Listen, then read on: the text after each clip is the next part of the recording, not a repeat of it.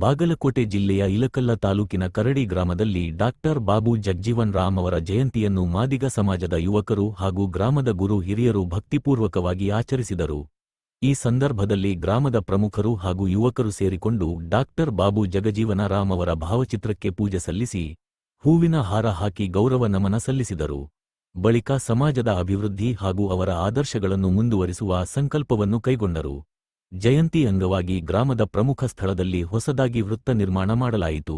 ಈ ಕಾರ್ಯಕ್ಕೆ ಗ್ರಾಮಸ್ಥರು ಸಹಕಾರ ನೀಡಿದ್ದಾರೆ. ಈ ವೃತ್ತಕ್ಕೆ ಡಾಕ್ಟರ್ ಬಾಬು ಜಗಜೀವನ ರಾಮ್ ಅವರ ಹೆಸರನ್ನು ಇಡಲಾಯಿತು.